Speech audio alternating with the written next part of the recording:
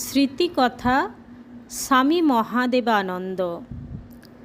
শ্রী শ্রী মা যখন কোয়ালপাড়া দিয়ে কলকাতা যাতায়াত শুরু করলেন এবং কেদারবাবুর বাড়িতে থাকতে শুরু করলেন, তখন থেকেই আমাদের ভাবের পরিবর্তন ঘটতে শুরু করল। আমি আশ্রমের কাজে যুক্ত হয়েছি। আমাদের মাস্টারমশাই কেদারবাবু আমাকে ডেকে একদিন বললেন, মতি, একবার মায়ের কাছে ঘুরে আয় তো, ওর যদি কিছু প্রয়োজন হয়। মা তখন কেদারবাবুর বাড়িতে তার ঘরে অতিথিদের নিয়ে রয়েছেন। কেদারবাবুর কথা মতো মায়ের সঙ্গে দেখা করতে যাচ্ছি। রাস্তায় যেতে যেতে কেবলই মনে হতে লাগলো, স্বদেশী ছেড়ে এসে কি ভালো করছি, না আবার স্বদেশী করব। আবার পরক্ষণেই মনে হলো, যে আদর্শের সন্ধান এখন পেয়েছি তাই তো মহত্তর আদর্শ। এই রকম দোটানায় মন তখন চঞ্চল। ভাবতে ভাবতে কেদারবাবুর বাড়ি পৌঁছে গেছি। আমার সম্বিত ফিরল মায়ের ডাকে।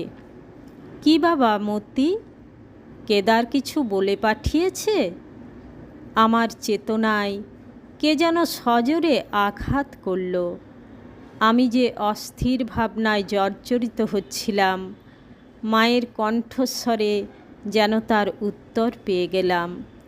মায়ের কথার উত্তরে বললাম, না মা, মাস্টারমশাই আপনার সঙ্গে দেখা করতে বললেন, আপনার কিছু প্রয়োজন আছে কি না জানতে পাঠালেন। মা স্মিত হাস্যে বললেন, না বাবা, সব ঠিক আছে। আমি মাকে ভূমিষ্ঠ হয়ে প্রণাম করলাম। মা মাথায় হাত রেখে বললেন, বাবা, ওসব আজে বাজে ভাবনায় কাজ নেই। যে পথে এসেছো সেটাই ঠিক পথ।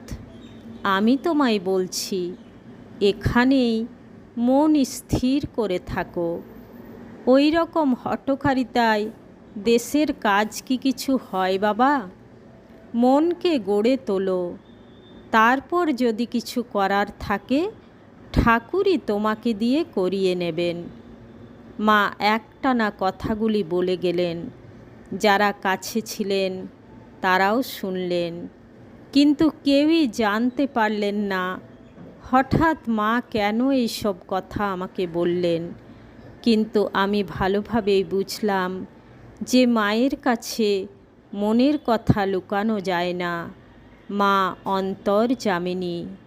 তারপর থেকেই স্বদেশীর ভাবনা মন থেকে চিরতরে চলে গেল।